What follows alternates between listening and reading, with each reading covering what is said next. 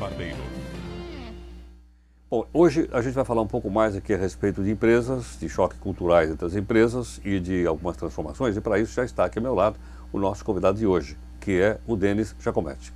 O Denis é o responsável pela empresa Giacometti Propaganda e agora o Denis vai falar um pouco conosco a respeito de uma consultoria, ou como ele me falava agora há pouco, antes da gente começar essa gravação, de uma facilitadora, né, para esses contatos de mundos corporativos, de práticas corporativas, de culturas corporativas, que é a Zuo Consultoria. Bom, Denis, inicialmente obrigado pela participação. Eu queria que você explicasse então aqui para o nosso pessoal o que significa a palavra Zuo. Zuo. Zuo é uma palavra chinesa que eles costumam empregar para pessoas, plantas e organizações que crescem de forma saudável. É um bom auguro para essas empresas, né? Eles falam Zuo. Né? É uma saudação uma ou não? Saudação, né? É como se fosse uma bem-aventurança, né? No sentido de vai dar certo, né? Que dê certo, né? E a gente escolheu essa marca porque, de certa forma, a gente acha que um dos objetivos principais da Zuo é trabalhar a marca da organização, né? Mas a gente acha que a organização é o sol e a marca é a lua, é reflexo dessa organização. Então a gente tem que trabalhar essa organização, que é um ser vivo, que é composta por pessoas e que precisa estar saudável para que então possa refletir de forma harmônica a lua, né, a sua marca. Então o Zuo nos pareceu bastante simbólico e também um contraponto com a maioria das empresas de consultoria são europeias, americanas, então faltava um lado mais do yin, do yang. E achei que foi uma boa escolha. É difícil, às vezes as pessoas pensam que é azul e tal, não, mas é Zuo. Zuo, é uma palavra Z-H-U-O. Agora, Denis, diz o seguinte, você falou agora há pouco, a empresa se parece com o sol, né, e a sua marca com a lua. Uhum. Ou seja, a lua é um reflexo do sol. Exatamente. Porque se o sol não for de boa qualidade, a lua também não será. Exatamente. Né? Exatamente. Qual é a importância que você acha da percepção que as pessoas têm, eu vou usar aquele palavrão chamado stakeholder, né? A respeito dessa... Como é que eu posso ser percebido exatamente como eu sou? Essa é uma boa pergunta. Todas as empresas têm um DNA, né, que está dentro da cultura dela, né? E isso vai se consolidando ao longo dos tempos, né? E às vezes entra alguns modismos, algumas ondas, que então a empresa prefere adotar esses modismos e ela vai esquecendo que de fato tem no DNA dela. Ela começa, poxa, aquela prática daquele concorrente é muito boa, ou daquela outra empresa, deixa eu ir atrás. E ela às vezes acaba abandonando de lado valores, né, virtudes que ela tem, que ficam mascarados por essas novas práticas, esses novos modismos. Então, é muito importante essa reflexão dentro da organização, de fato, que sol sou eu, né? No sentido de compreender muito bem, né, as características desse nosso DNA e agir sobre esse DNA, quer dizer, ter práticas que correspondem a esse DNA, de tal forma que eu consiga prometer aos meus clientes aquilo que de fato eu vou conseguir entregar, né? Senão fica aquelas coisas, como a gente já viu, né, uma famosa, o banco que nem parece banco, né, que acabou dando no que deu, e porque as pessoas, como não parece banco, né? Cadê o diferencial, né, significativo? Cadê esse DNA único que faz com que eu perceba que ele não é um banco, no sentido que você está querendo me contar, né? Então, esses cuidados a gente precisa tomar, e acho que é bastante rico a cultura empresarial brasileira, né, se a gente se aprofunda nela, se tenta tirar um pouco desses modismos de cima e entender de fato, né, o que está nos levando a um futuro próximo.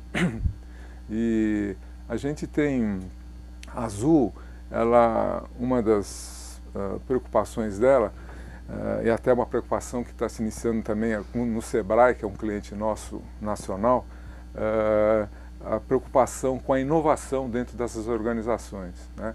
tanto para a micro como a pequena empresa, que é o objetivo maior do Sebrae, mas também ela ocorre na média e na grande empresa brasileira, a ausência de processos inovadores, tanto para o produto, para os serviços que essa empresa produz, entrega, ou mesmo para os processos internos dessa organização. A falta de inovação é uma coisa significativa. Agora, por quê? É uma questão cultural isso ou não? Nós Estou ganhando dinheiro agora, por que eu vou estar me preocupando em inovar com coisas novas se com aquelas que eu tenho agora o meu resultado é bom? É uma coisa cultural mesmo. A gente teve até o final do século passado, e continua um pouco hoje, uma pressão por redução de custos, né? Cada vez mais a redução de custos, e isso terminou impactando muito, de um lado, não investimentos em marketing, não investimentos em gestão e não investimentos em inovação. E de outro lado, esse é um número interessante, a maioria das empresas brasileiras tem uma cultura autocrática, né, vinda do dono, que trouxe isso da família, etc. Isso se acentua um pouco mais no Nordeste. Tem até um estudo fantástico da professora Betânia Tanuri, que ela fala sobre isso, e na nossa prática, no nosso dia a dia, isso se confirma. Essa autocracia dentro da empresa, sem nenhum juízo de valor, se ela é boa ou ruim, ela tem vantagens e desvantagens, mas uma das desvantagens dela é inibir a inovação, né? Então, a gente não consegue, por conta de essa autocracia, né, de um lado, e de outro, pressões externas, fatores externos que fizeram com que nesse final do século a gente tivesse que reduzir preço. Então, as empresas terminam, né, passando por dois fenômenos. A perda do prestígio da marca. Quantas foram as marcas que a gente viu sumir? Né? Companhias aéreas, eletroeletrônicos, na área de alimentos, vários segmentos. Essas marcas foram perdendo prestígio de um lado, e de outro, aquelas que não perderam prestígio ou que tiveram ele reduzido, mas acabaram ficando numa mesmice em termos do mercado, né? O meu produto era igual ao do concorrente. Então, se eu tenho tomates e alfaces iguais, eu, consumidor, vou em busca do preço. Lógico, né? Aquele claro. que for mais barato, eu vou. Claro. Então, ele não tem uma inovação, não tem um diferencial, né? Um diferencial competitivo. E as pessoas perguntam para a gente, mas o que é um diferencial competitivo? Nós desenvolvemos lá na Azul uma fórmula bem complicada que é UMPA.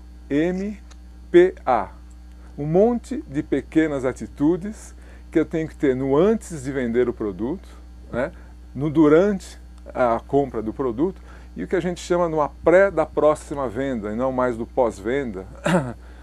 Essa é uma invenção boa do José Carlos Teixeira, que o pré da próxima venda é muito importante. O pós-venda eu já tirei o cheque mesmo do cliente, agora ele que vai receber a geladeira quando puder. Se não for da cor que ele gostar, é o problema dele. Exatamente. Então, essa mesmice é uma questão muito importante, né, a ser resolvida. E ela vai ficando urgente, as pessoas deixam para amanhã, resolvam amanhã, porque a organização hoje em dia é cada vez mais enxuta, está cuidando do que era urgente ontem, o que era importante ontem, aliás, passa a ser urgente hoje, e eu cada vez mais fico cuidando daqueles frangos soltos que estão longe do galinheiro e não paro para refletir sobre esse galinheiro, que é essa organização como um todo. O que ela quer ser nos próximos 4, 5 anos? Como eu vou diferenciar essa organização nos seus produtos, nos seus serviços, nos seus processos, né? E uma outra questão que fica é, o que é inovação? Como é que eu posso inovar? Né? Por onde a gente começa? Né? Eu acho que é onde a pedra bate nesse lago, aí, já que estamos usando simbologia oriental, é na produção de conhecimento, né? Poucas empresas brasileiras investem na produção de conhecimento, né? Muito pouco. O percentual do faturamento das empresas brasileiras hoje em dia dedicado a essa área é muito pequeno. Então a gente tem que se preocupar muito com isso, né? E essa produção de conhecimento envolve o mercado, envolve a própria organização, né? Mas Denis, hoje não temos mais dinheiro para isso, os investimentos estão ficando curtos nessa área porque não tem mais capital para isso, tem pressão para redução de custos e tal. Mas a produção de conhecimento também não precisa ser metodologia muito sofisticada, né? A Azul desenvolveu ferramentas muito simples, customizadas à realidade brasileira, que é um olho no olho com clientes, é um olho no olho com não clientes principalmente, né? Tem ferramentas simples de você conhecer o seu público-alvo de uma forma mais profunda e pré-testar ideias novas. Isso é fundamental. A Azul tem uma ferramenta chamada Sala do Cliente, que é uma metodologia para a gente pré-testar ideias novas junto a clientes e não clientes da organização. E para pré-testar essas ideias, eu tenho que me preparar, criar essas ideias 3, 4 meses antes, aí marcar um encontro com esse cliente e não cliente e submeter eles à apreciação dessas minhas novas ideias, que tem que estar alinhadas com o sonho dessa empresa. Onde é que eu quero chegar daqui 4, 5 anos? Senão não adianta. Se essas ideias não estiverem amarradas aonde eu quero chegar, todas as ideias vão servir, né? Então, preciso ter ideias adequadas a um sonho dessa empresa, o que ela quer para os próximos 4, 5 anos. A gente não usa mais a palavra visão, porque ficou uma coisa de visionário, aquelas coisas... Qual é a palavra que A gente usa o sonho mesmo, que é aquilo que o Aurélio diz que é aquilo que eu vou realizar, né? O sonho da casa própria é esse que eu vou realizar. Então, é isso que a empresa precisa ter, um sonho. Isso também é outro problema brasileiro. De cada 10 empresas, 7 empresas no Brasil não têm a mínima ideia do que querem ser nos próximos 4, 5 anos. Algumas têm um chamado planejamento estratégico, mas não é disso que eu estou falando. Quer dizer, como eu quero que a minha marca seja percebida daqui 4, 5 anos? Como que eu quero que o meu DNA seja consolidado e as pessoas percebem a minha organização como sendo única, diferenciada, né? É uma parte intangível do sonho que precisa ser muito bem refletida no que realmente eu quero para a minha empresa e principalmente compartilhar isso tudo com toda a organização, né? Poucas empresas do Brasil hoje sabem o que efetivamente querem ser daqui 4, 5, 6 anos. Isso também é uma semente importante para a cultura empresarial voltada para a inovação, né? É saber onde eu quero chegar, né, com a minha empresa nessa perspectiva que eu acabo de colocar. Então, a questão da inovação é bastante rica, é uma coisa que nós precisamos incentivar muito no Brasil. Como superar essas barreiras? Eu identifiquei pelo menos 2 que você listou. Uma, autocracia, é uma barreira. A outra barreira que você lista também é corte de investimentos. Exatamente. Então, a empresa gasta muito pouco no seu programa de desenvolvimento. De produtos e serviços inovadores. Exatamente. Né? Então, como superar isso? Como é que eu supero essas 2 barreiras? Para a questão da autocracia, a palavra certa, e é difícil de praticá-la, é humildade, né? De novo, uma perspectiva oriental. Eu preciso, dono da empresa, imaginar que eu tenho limites. Eu não posso centralizar tudo e conhecer tudo, né?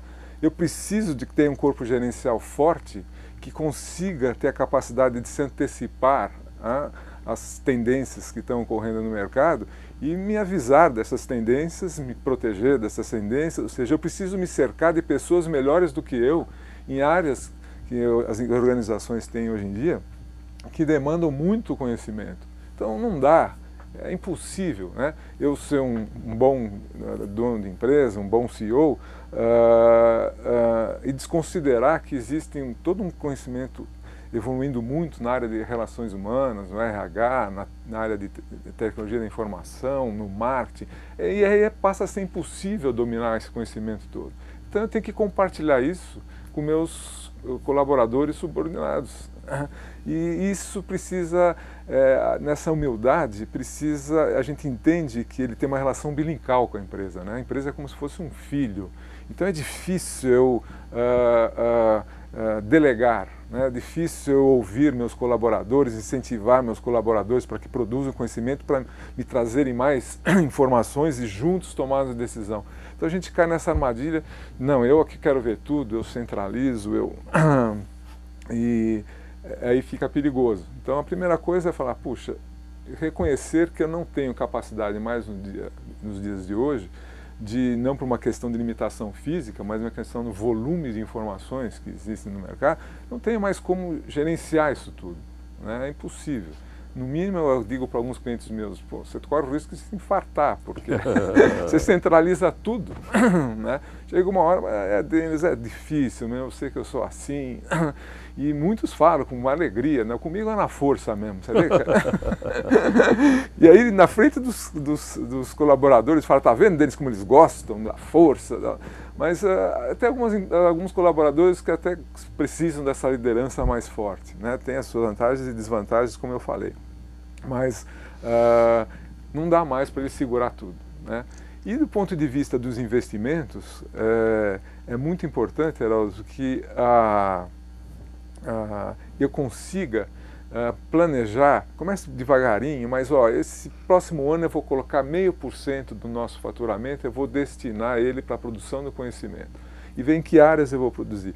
E produção do conhecimento não é nada de estudos muito sofisticados, não. A perna, né, ainda é um bom instrumento para isso, no sentido de colocar a barriga no balcão, ter tempo para ouvir os meus clientes, principalmente os não clientes, e a gente conversando com 15, 20, 30 clientes sobre uma ideia nova que eu vou implantar, ele, como vive muito a nossa organização, ele sabe dizer se ele rejeita ou se ele se aproxima da nossa ideia. Então não é nada muito caro, é apenas também dedicar tempo a isso, né? Preciso produzir conhecimento. E à medida que eu vou aumentando esse percentual de investimento na produção de conhecimento, eu vou, com certeza, ganhando mais velocidade, diferenciando mais meu produto, meus serviços dos concorrentes, e com isso quem ganha é a marca. Ela começa de novo a reconquistar o prestígio perdido, né? E com isso ela passa a valer mais no mercado, claro. etc. Agora, Denis, você não acha também que quando eu lanço mão de inovação eu posso colocar minha empresa em risco? Há um exemplo clássico, né? Coca-Cola todo mundo conhece, é um fenômeno, é um sucesso mundial, a marca que você acabou de citar é a marca mais valiosa do mundo, tem um valor intangível extraordinário, etc. Exatamente. Mas eu me lembro, por exemplo, quando a Coca-Cola ia lançar um produto que me parece que era a Coca-Cola Limão. E aí não deu certo, era uma inovação. E não deu certo. Ela não quebrou com isso. Não quebrou. No fato, ela quis fazer uma alteração de sabor na própria Coca-Cola dela, na próprio sabor clássico dela e na embalagem. E nos Estados Unidos houve a marca com esse prestígio todo, ela passa a ser quase que, entre aspas, um bem público, né? Você está mexendo com o meu filho, claro. Que é isso, né? Que eu crio raízes, né, no relacionamento com essa organização, né? Então aí, de novo, eu acho que nós estamos, foi uma certa arrogância, né? Porque, puxa, eu tenho esse prestígio todo, é claro que o meu cliente vai adorar essa minha inovação, mas precisamos saber ouvir, né? Quer dizer, ninguém perguntou para o cliente se ele gostaria ou não? Não fizeram essa... Por isso a gente esquecendo esse pequeno detalhe. Exatamente, como diria o Garrincha. Não combinaram com os russos. Exatamente, não combinaram com os russos. E por isso que a gente desenvolveu essa ferramenta bem brasileira, que é a sala do cliente, que eu faço com que a minha organização inicie um processo de criação, mas em sintonia com o cliente e principalmente com o não cliente, né? Ouvindo, porque se a gente perguntar para as pessoas, Heródoto, você me dá uma sugestão aí sobre a minha empresa, o que você acha que eu devo fazer? A maioria das pessoas não sabe e muitas sugestões não vão ser significativas ou de relevância para a sua organização. Mas se eu chego a elas e falo, olha, minha empresa quer ir para este futuro próximo aqui, né, tem esse objetivo e em função disso eu estou desenvolvendo essas novas ideias, o que o senhor acha? Tem a amarela, a vermelha e a verde. Aí sim, ele vai saber dizer em que medida ele se aproxima ou se afasta de cada uma dessas ideias. Esse pré-teste é muito importante. E a organização toda, a gente faz de um jeito que a organização toda depois ouve, né, escuta este cliente e principalmente o não cliente. E é uma ferramenta muito simples, mas muito eficiente e eficaz, né? E a organização, puxa vida, eu não tinha percebido isso. E o brasileiro é muito criativo. Quando a gente estimula ele, tanto do lado da organização, a criar novos processos, essa é uma boa notícia também. O brasileiro é muito criativo, a criar novos processos, novos produtos ou serviços, e o cliente final também, ele colabora de uma forma muito criativa, né? Esses dias nós temos um cliente que é a Caedu, uma empresa que está no varejo têxtil.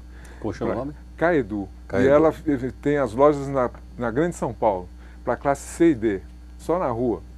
E a gente estava testando um novo conceito de loja, e você precisa ver que maravilha, Heródoto. A gente estava conversando com mulheres de 18 a 30 anos, da classe C e D, sobre o novo modelo de loja que nós vamos inaugurar para Caidu, várias inovações e tal.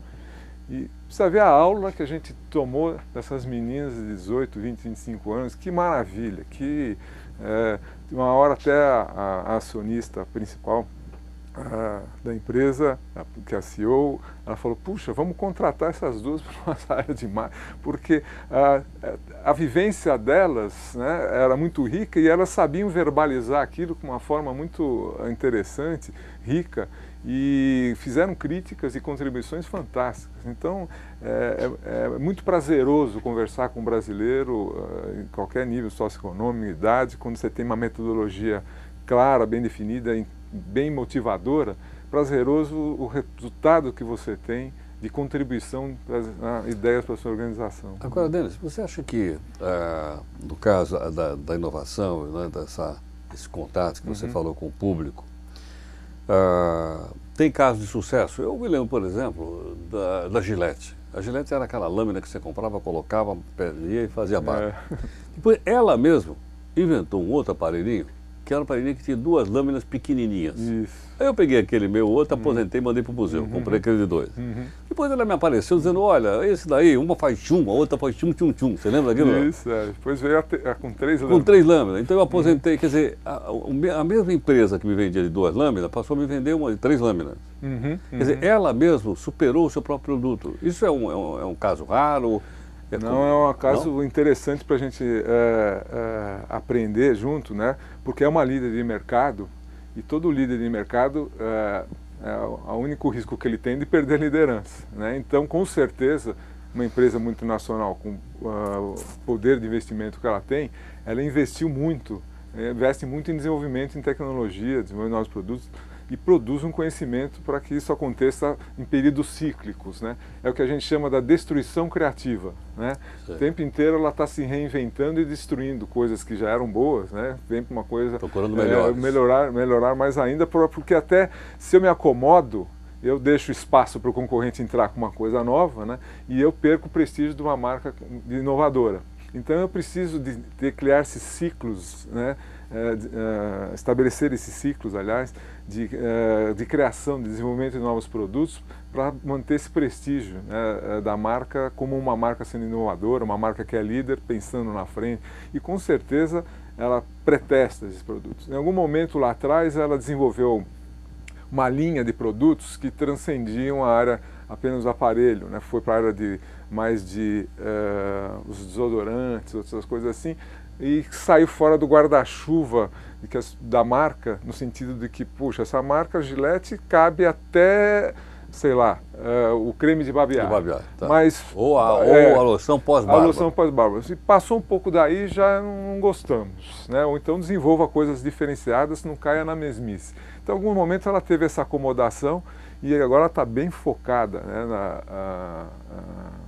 e agora está desenvolvendo coisas fantásticas, tá, que o Brasil está ganhando prêmio nisso, de design para pontos de venda, gôndolas no ponto de venda, em que ela arruma toda aquela bagunça dos produtos que ela tem e dos concorrentes, né? Mas deixa de uma forma bem sistematizada, são gôndolas muito bonitas, práticas, que você, então, no ponto de venda, tira suas dúvidas sobre qual é o produto que te mais adequado às suas necessidades, né?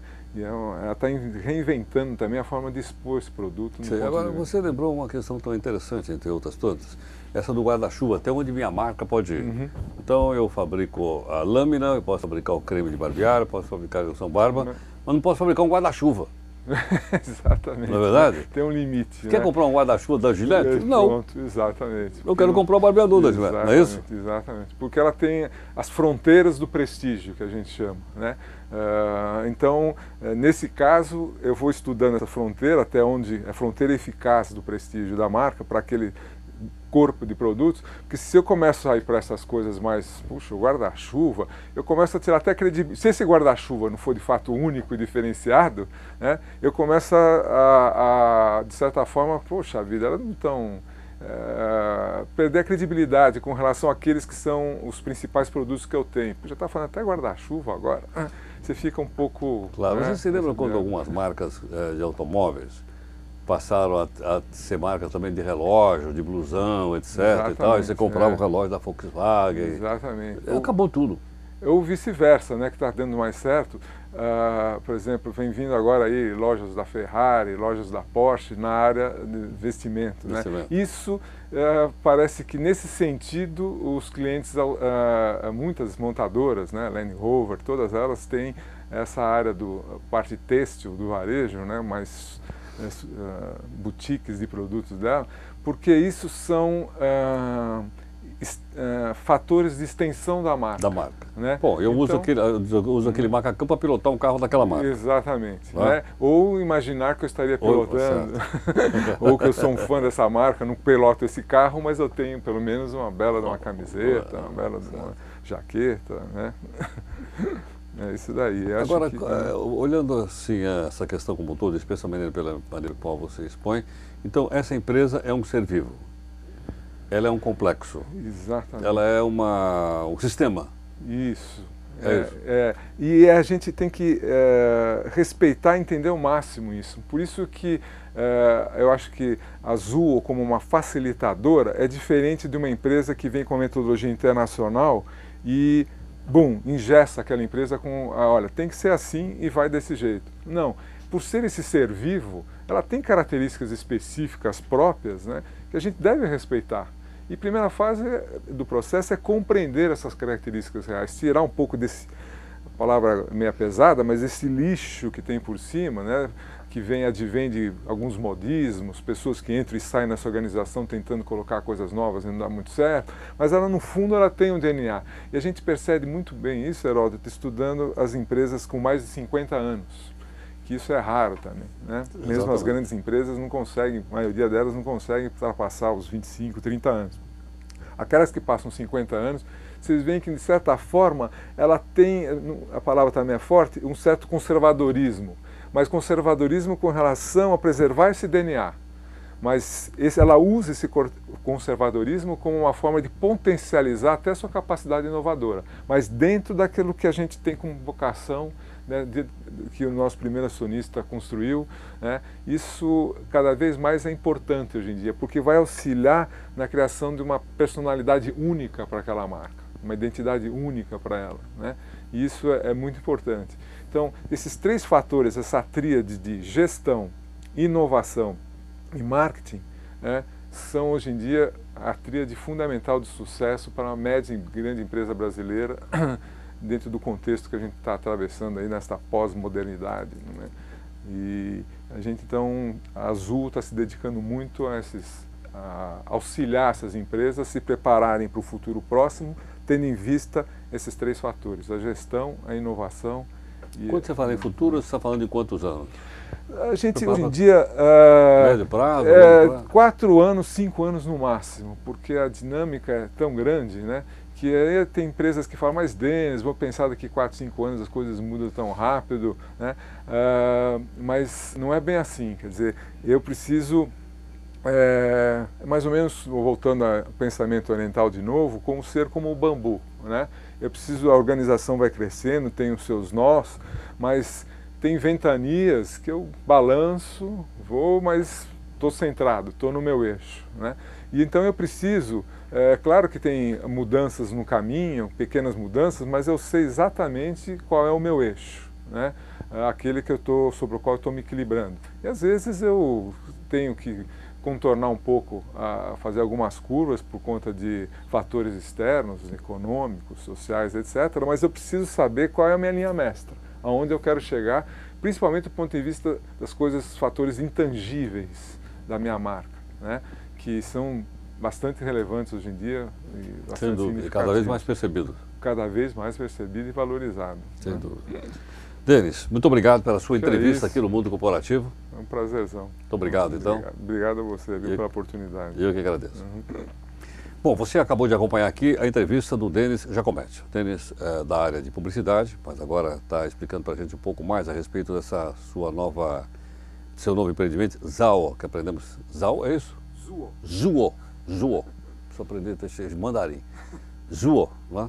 que é uma consultoria que tem essa mentalidade brasileira e que vê as empresas brasileiras com características culturais do nosso país, né, diferenciando-se de outras consultoras internacionais que muitas vezes trazem aqueles modelos prontos, né, e acha que todo mundo vai ter que entrar naquele modiquinho. Às vezes a pessoa não cabe lá, a cultura da empresa não é essa.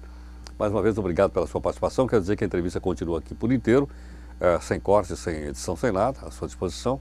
Ah, sim, para você fazer pergunta, comentário, crítica, aquilo que você julgar relevante, usa aqui o blog do Barbeiro, que sou eu. Até mais.